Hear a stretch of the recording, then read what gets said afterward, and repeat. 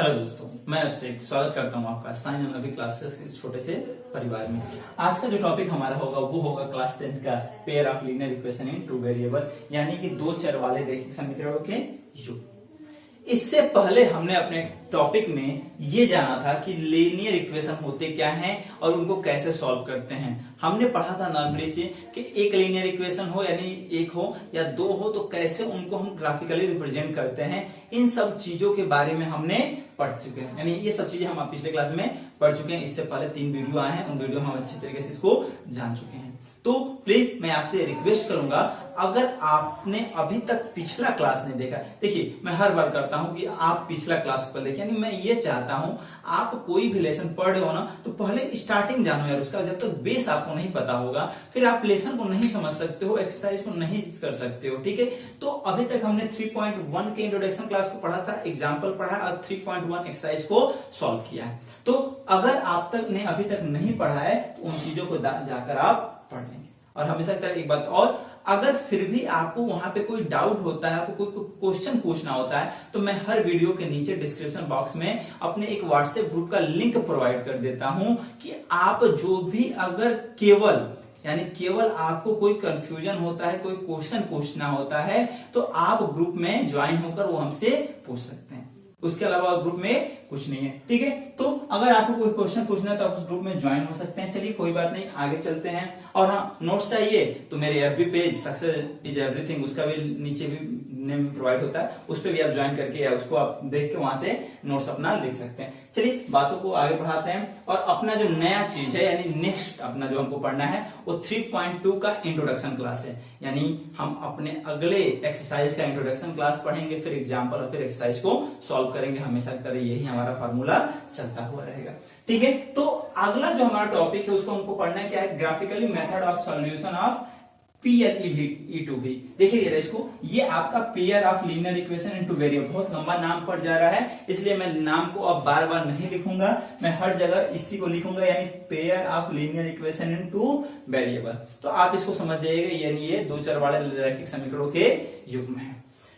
तो क्या है ये लेसन में, यानी इस टॉपिक में हमको पढ़ना क्या है, तो किसी भी दो चर वाले रैखिक समीकरणों को सॉल्व यानी हल करने की ग्राफीय विधि हम लोग देखेंगे। क्या देखेंगे? ग्राफीय विधि। कैसे ग्राफीय विधि को हम देखते हैं उसको चलिए देखते हैं और क्या होता है। तो सबसे पहला बात हमारा जो आता है कि सॉल्यूशन क्या होगा किसी भी ग्राफ के लिए। तो सॉल्यूशन अगर मुझे पता करना हो तो जो हमने पिछला अभी तक पढ़ा है इंट्रोडक्शन क्लास या 3.1 के लिए, तो कुछ ऐसे फिगर बनते थे, दो फिगर जाते थे। तो मैंने आपसे कहा था कि दो फिगर जाते थे, हो सकता है एक दूसरे कहीं पे काट दें, तो जहां पे काटते हैं वही आपका सॉल्यूशन होता है। मान लीजिए ये काटते हैं, यहाँ पे x और y दो वैल्यू आ गई तो ये इसका क्या हो जाएगा? सॉल्यूशन हो जाएगा। फॉर एग्जाम्पल मैं अगर कहूं 2x plus 3y equal to, या आई थिंक बड़ा चलिए 15।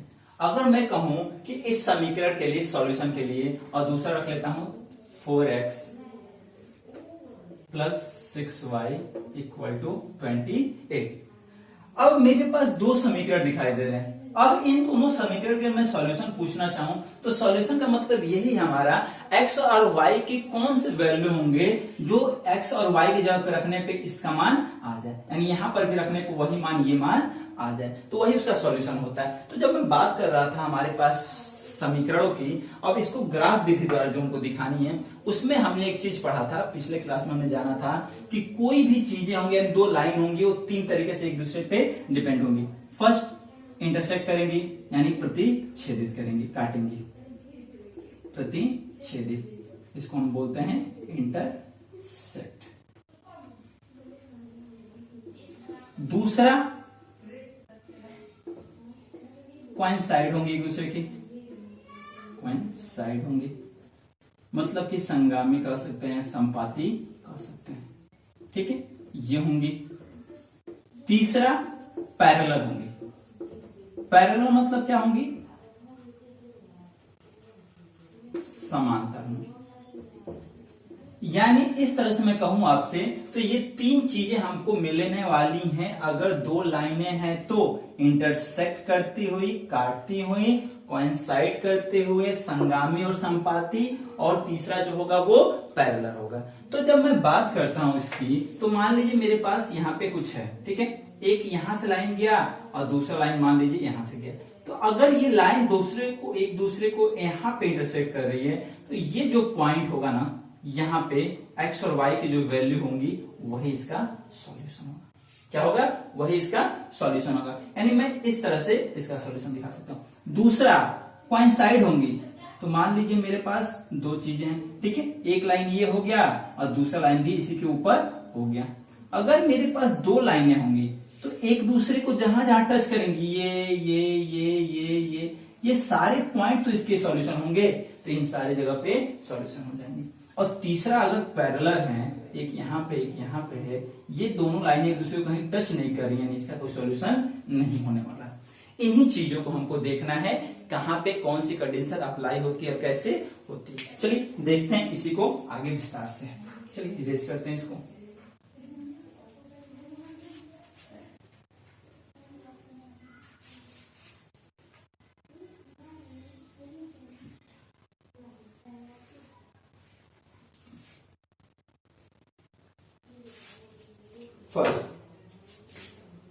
फर्स्ट, अगर लाइन एक दूसरे को इंटरसेक्ट करे। इंटरसेक्ट का मतलब क्या होता है? प्रतिच्छेदित करे। यानी कि लाइनें एक दूसरे को इंटरसेक्ट करती हैं, यानी कि प्रतिच्छेदित करती हैं, तब क्या होता है। चलिए तो मान लेते हैं ये एक लाइन है, ये एक दूसरे को क्या कर रही है? इंटरसेक्ट कर रही है।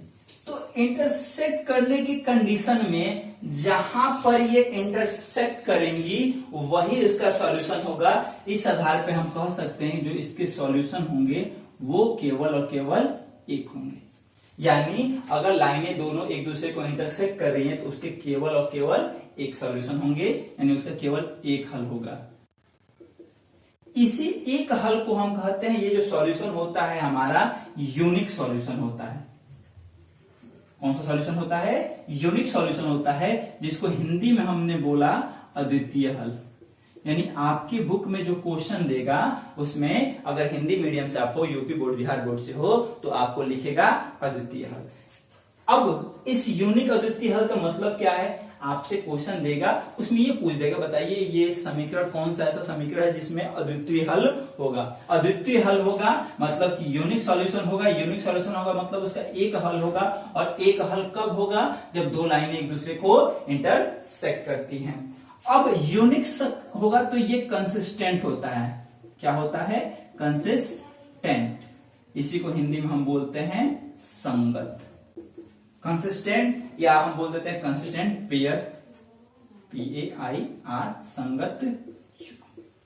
तो ये चीजें हमको ध्यान देने लायक है कि अगर आपका दो लाइन एक दूसरे को इंटरसेक्ट करती हैं, देख लेना बाबू, बहुत इंपॉर्टेंट चीज है, बहुत इंपॉर्टेंट और बहुत आसान सा होने वाला चीज है, जिसको आप आसानी से समझ सकते हो। क्या था? इंटरसेक्ट करेगी तो सॉल्यूशन एक होगा, क्योंकि जहां पे ये टच करता है वही उसका सॉल्यूशन होता है, वही पॉइंट, यानी जो यहाँ पे x और y की वैल्यू होगी वही इसका क्या होगा? हल होगा। एक सॉल्यूशन है तो इसलिए हम कह सकते हैं इसका यूनिक सॉल्यूशन होगा, और यूनिक सॉल्यूशन को हम बोलते हैं अद्वितीय हल। अद्वितीय हल के साथ साथ ये कंसिस्टेंट होता है। कंसिस्टेंट पेयर मतलब संगत युग्म होता है। फर्स्ट, ये हमारा पहला था। दूसरा, अगर जो लाइनें हमारी हैं वो कोइंसाइड है, संपाती है। लाइनें हमारी क्या है? कोइंसाइड यानी संपाती है। संपाती है का मतलब क्या हुआ? एक लाइन के ऊपर दूसरी लाइन है। ये मान लेते थे हमारा L1 था, फर्स्ट लाइन, इसको माना हमने L2 था। सेम ये वाला हमारा L1 लाइन है, ये हमारा L2 लाइन, दो लाइनें। अब इस कंडीशन में होना क्या है? अभी हमने बात किया जहां टच किएगा वो हल होगा, तो अगर मैं इसमें बात करूं, यहां टच हुआ ये हल हो गया, ये सॉल्यूशन हो गया, ये सॉल्यूशन, ये सॉल्यूशन, ये सॉल्यूशन, ये सॉल्यूशन, यानी हर पॉइंट पे सॉल्यूशन आता है। इसलिए मैं कहता हूं कि जो इसके सॉल्यूशन होते हैं इंडेफिनिट सॉल्यूशन होते हैं। इंडेफिनिट सॉल्यूशन, इंडेफिनिट सॉल्यूशन का मतलब क्या होता है कि उसके जो हल होंगे वो अनंत होंगे, अनंत हल होंगे। अब इसमें एक था तो यूनिक था, इसमें क्या है इंडेफिनिट यानी अनंत है। इसी के साथ साथ ये भी जो होता है वो कंसिस्टेंट पेयर होते हैं, यानी कि संगत युग्म होते हैं। अब यहां से आपको दिखाई देगा कि कंसिस्टेंट पेयर इसका भी हो गया, कंसिस्टेंट पेयर इसका भी हो गया। यानी जब कभी भी आपसे कहे कि कंसिस्टेंट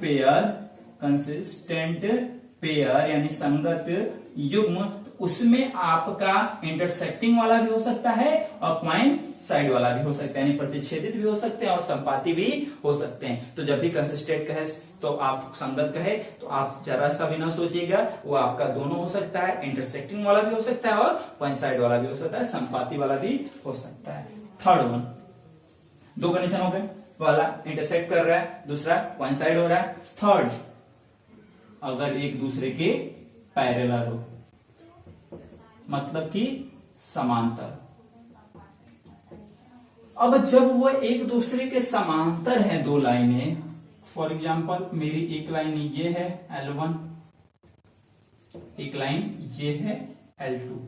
अब मैं आपसे कहूं बताइए इसके कितने सॉल्यूशन होंगे, तो जहां तक मुझे दिखाई दे रहा है ये दोनों एक दूसरे को कहीं टच नहीं कर रहे हैं, कहीं टच नहीं कर रहे हैं, यानी कोई भी इसमें कॉमन पॉइंट नहीं है, कॉमन पॉइंट नहीं है। जब कोई कॉमन पॉइंट ही नहीं है तो इसका कोई सॉल्यूशन होने का नाम ही नहीं, तो इसलिए इसमें नो सॉल्यूशन करते हैं, यानी कि ऐसे समीकरणों में कोई हल नहीं होता, कोई हल नहीं, कोई हल नहीं है। अभी तक हमने देखा ये कंसिस्टेंट, जबकि जो होता है ये इनकंसिस्टेंट होता है।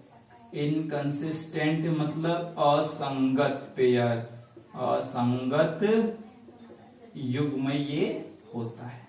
इस तरह से हमारे पास तीन चीजें निकल के आती हैं अगर मैं ग्राफ के द्वारा सॉल्यूशन निकालने का प्रयास करता हूं। इंटरसेक्ट करेंगी तो एक सॉल्यूशन, एक हल होगा, उसको हमने यूनिक कहा। यूनिक का मतलब अद्वितीय हो गया।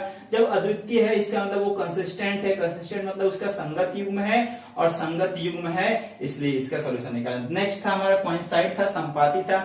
इस कंडीशन में था क्या बाबू हमारा कि ये हर जगह पे टच करते हैं, यानी कई सारे कॉमन पॉइंट होंगे, और कई सारे कॉमन पॉइंट होने के नाते मैं कह सकता हूं इसके इंडेफिनिट सॉल्यूशन होंगे, अनंत हल होंगे, और साथ ही इसके भी कंसिस्टेंट पेयर होंगे। इस तरह हमने निकाला कंसिस्टेंट पेयर एंड संगत युग्म होगा तो वो प्रतिच्छेदित भी हो सकता है और संपाती भी हो सकता है। थर्ड हमारा था पैरेलल, कोई कॉमन पॉइंट नहीं इसलिए कोई हल नहीं है, कोई हल नहीं है, इसके साथ ही ये इनकंसिस्टेंट पेयर होता है। इस तरह से ये तीन चीजें यानी तीन फिगर हमारे बनेंगी, और इन्हीं तीनों फिगरों का हमको यूज करके आगे सॉल्व करना है। देन इसको आप नोट कर लो या स्क्रीनशॉट ले लो, उसके बाद हम आगे बढ़ते हैं अपने टॉपिक पे। Take your time. I think आपने नोट कर लिया होगा, इरेज करते हैं इसको।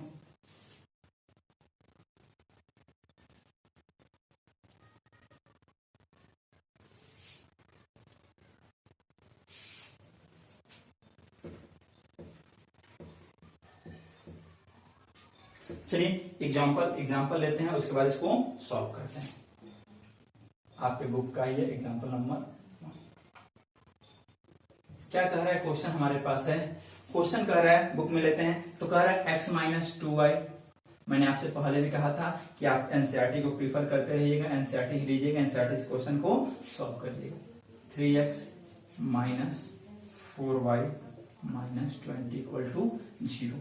चलिए आप इस तरह से क्वेश्चन पहले भी सॉल्व कर चुके हो, यानी पिछले जो वीडियो में हुआ था हमने इसको सॉल्व किया था। फिर से एक सॉल्व करते हैं, उसके बाद इसको सॉल्व आप खुद करिएगा, एक को मैं कर देता हूं।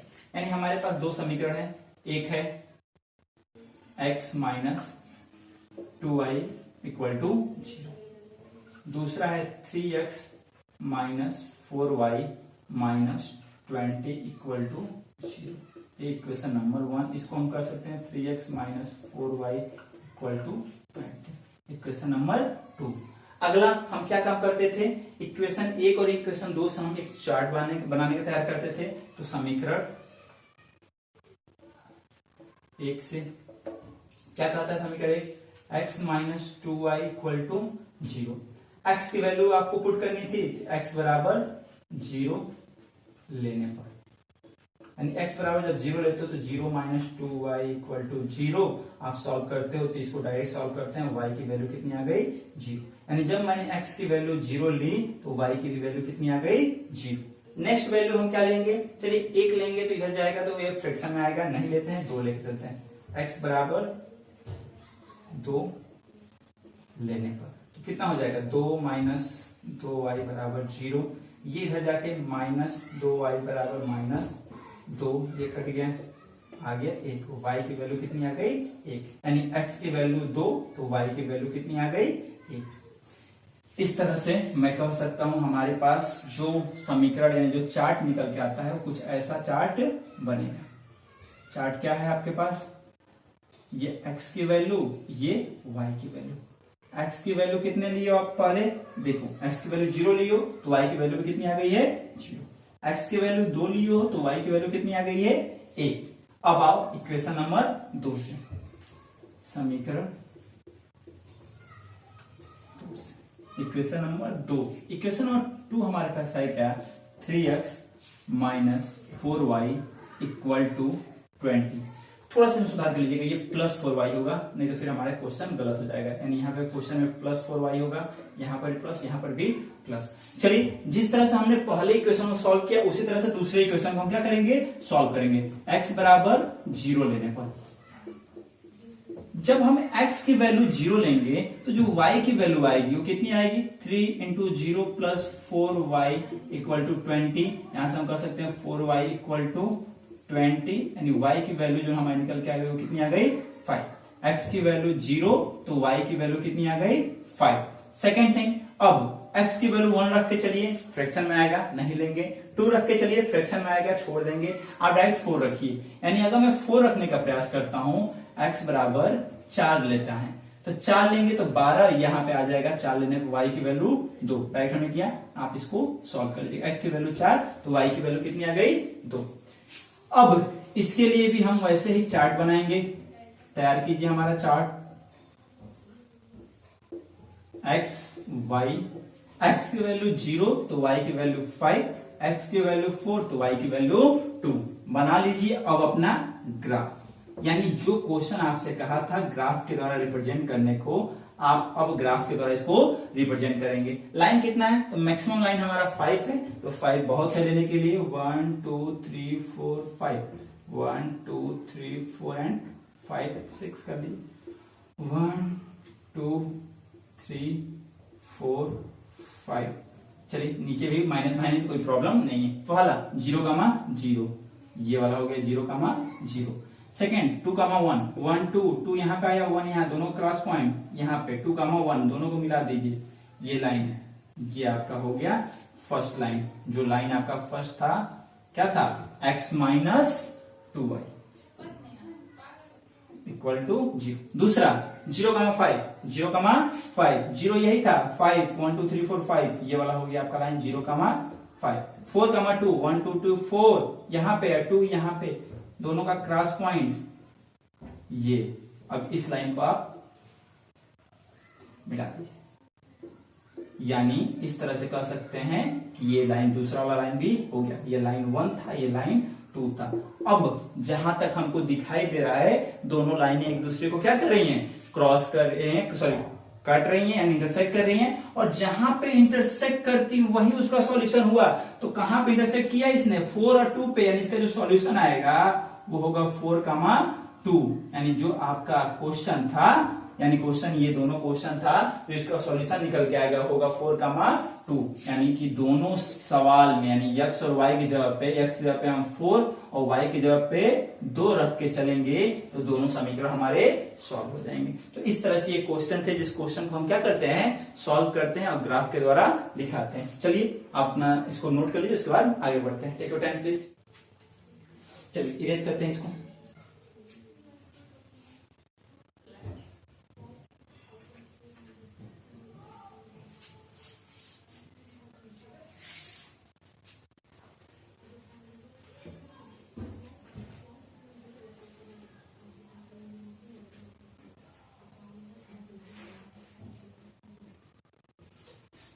नेक्स्ट हमारा एग्जांपल नंबर 2 है।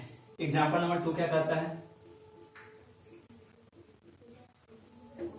y 2x plus 3y equal to 9 and second है 4x plus 6y equal to 18।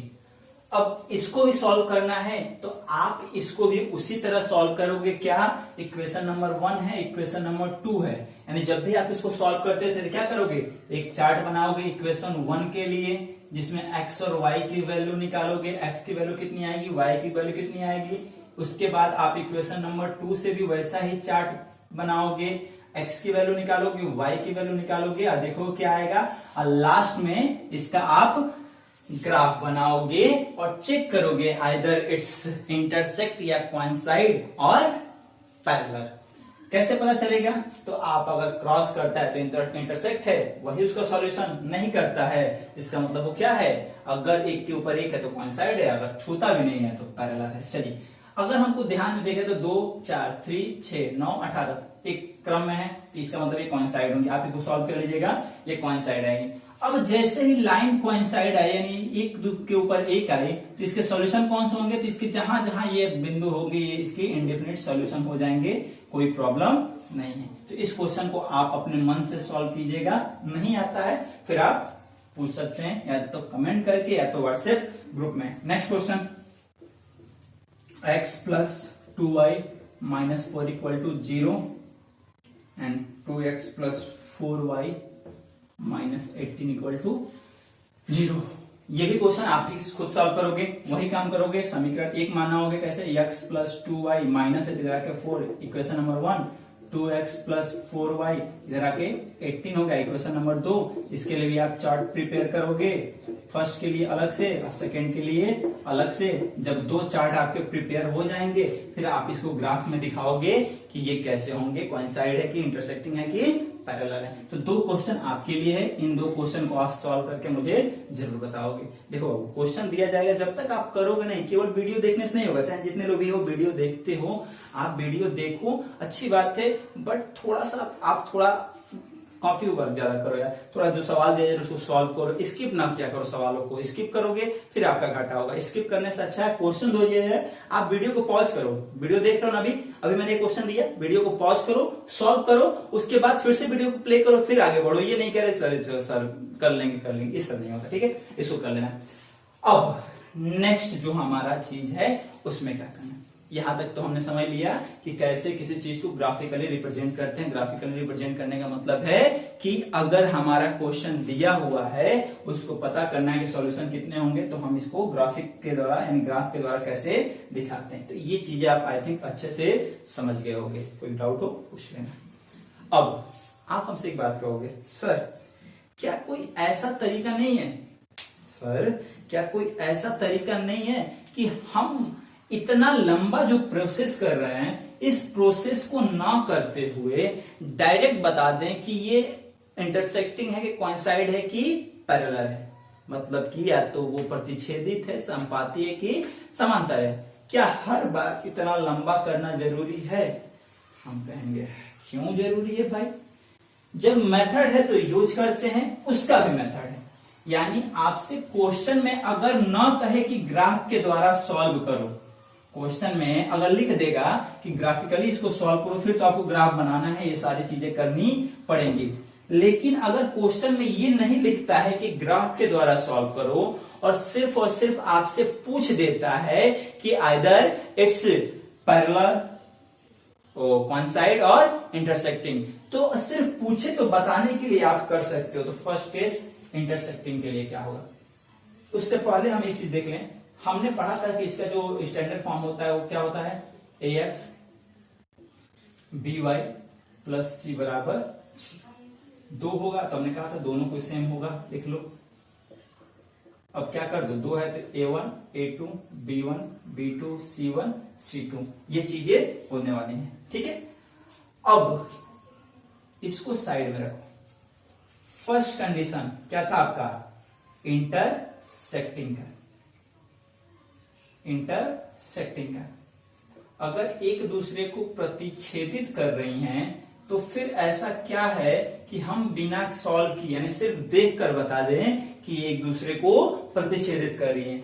आप करना नहीं, इसको जो हम बोलते हैं बाय कंपेयरिंग मेथड। कौन सा, कंपेयर करके। कैसे कंपेयर करते, देखो a1 upon a2 not equal to b1 upon b2। यानी अगर आपके क्वेश्चन में a1 अपॉन a2 और b1 अपॉन b2 बराबर नहीं है तो आप कहोगे वे दोनों एक दूसरे को इंटरसेक्ट कर रही है। क्या कर रही है, इंटरसेक्ट कर रही है। दूसरा, फॉर कोइंसाइड,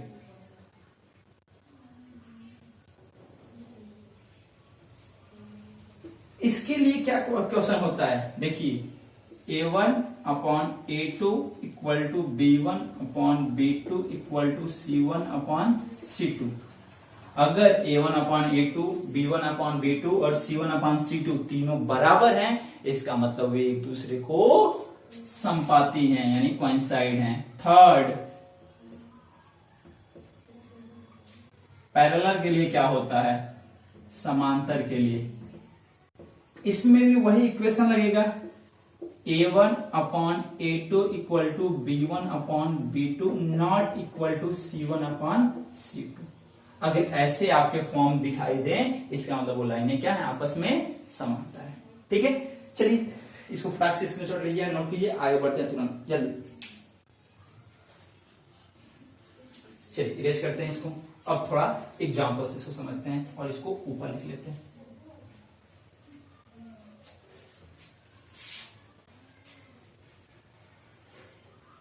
वही अपना एग्जाम्पल लेके चलते हैं जो फर्स्ट हमारा क्वेश्चन था। क्या क्वेश्चन था हमारे पास, x minus 2y equal to 0 और दूसरा था 3x plus 4y minus 20 equal to 0। अब आप इसमें करोगे क्या, ये वाला फर्स्ट है, ये वाला सेकंड है, कंपेयर कर लो। तुलना करने पर कैसे होगा, a1 की वैल्यू आपको निकालनी है, a2 की वैल्यू निकालनी है, b1 की वैल्यू निकालनी है, b2 की वैल्यू निकालनी है, c1 की वैल्यू निकालनी है, c2 की वैल्यू निकालनी है, सारे क्वेश्चन में। और आप जानते हो आपके पास फॉर्म ये था ax plus by plus c equal to 0। Compare इसी से होगा, कंपेयर उसी से होगा। तो चेक करो, इधर यहाँ पे a की वैल्यू 1, नीचे वाले में a की वैल्यू 3, b की वैल्यू -2 और यहाँ पे 4, c की वैल्यू 0 और c की वैल्यू -20। अब आप चेक कर लो a1 अपॉन a2 कितना आया, 1/3, b1 अपॉन b2 कितना आया, -2/4, -1/2। यानी हमको दिख रहा है कि ये और ये दोनों इक्वल नहीं है, बराबर नहीं है। यानी कह सकते हैं a1 upon a2 not equal to b1 upon b2। और अभी हमने पढ़ा कि अगर a1 a2 b1 b2 के बराबर नहीं है, इसका मतलब ये दोनों लाइनें एक दूसरे को इंटरसेक्ट करेंगी, एक दूसरे को काटेंगी। एंड जब भी आपसे इस तरह से क्वेश्चन पूछे केवल कि ये इंटरसेक्ट करती हैं या नहीं करती हैं, आप डायरेक्ट कंपेयर करके इसको बता सकते हो हाँ या ना। दूसरा एग्जांपल क्या था, दूसरा example 2x plus 3y minus 9 equal to 0, 4x plus 6y minus 18 equal to 0। Compare इसमें भी इसी तरह करेंगे, a1 की वैल्यू 2, b1 की वैल्यू 3, c1 की वैल्यू -9, a2 की वैल्यू 4, B2 की वैल्यू 6, C2 की वैल्यू -18। इसमें तो कोई परेशानी नहीं होता होगा ना, कैसे हम पता करते हैं? A1 मतलब यहां से 2, B इससे कंपेयर करते हैं 3 आ गया, C की जगह पे माइनस, फिर A2 वाला मतलब दूसरे से चेक करेंगे, तो यहाँ पे 4 है, यहाँ पे 6 है, यहाँ पे 18। ठीक है, अब चेक करो A1 अपॉन A2, 2 अपॉन 4 यानी 1 अपॉन 2, B1 अपॉन B2 यानी 3 अपॉन 6, 1 अपॉन 2 यानी इसको लिख सकते हैं 1 अपॉन 2, C1 अपॉन C2 यानी लिख सकते हैं कि -9 अपॉन -18, 1 अपॉन 2 यानी ये भी आ गया। यानी मैं चेक कर रहा हूं, यहाँ पे हमको मिल रहा है A1 upon A2, B1 upon B2 और C1 अपॉन C2 तीनों बराबर हैं। और अभी हमने पढ़ा था कि A1 upon A2 equal to B1 upon B2 equal to C1 upon C2। ऐसे अगर होंगे तो ये लाइन एक दूसरे को कोइंसाइड करेगी, यानी कि एक दूसरे के ऊपर संपाती होगी। थर्ड इक्वेशन भी हम इसी तरह चेक करते हैं। थर्ड हमारा क्या था question? x plus 2y minus 4 equal to 0 and 2x plus 4y minus 18 equal to 0। आप इसमें भी इसी तरह A1, A2, B1, B2, C1, C2 check करोगे और यहाँ पे जो आएगा वो आएगा A1 upon A2 equal to B1 upon B2 not equal to C1 upon C2। और इस तरह से आएगा तो हम कह सकते हैं ये लाइन एक दूसरे के क्या है? पैरेलल है। इस तरह से हमारा ये निकालने का तरीका हो गया। किस तरह से हम निकालते हैं कि इंटरसेक्ट करती हैं, कोइंसाइड है या पैरेलल है। तो आई थिंक यहां तक आपको कोई परेशानी नहीं होगा और आपको चीजें अच्छे से समझ में आ रही होंगी। ठीक है, चलिए नेक्स्ट आगे बढ़ते हैं और इसको एक बार में इसको खत्म करने का प्रयास करते हैं। आज से वीडियो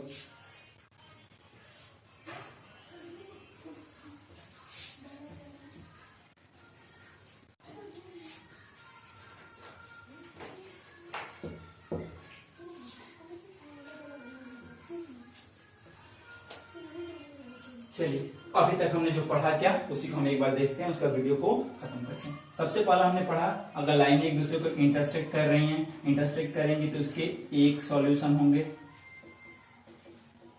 एक सॉल्यूशन को हमने क्या बोला था?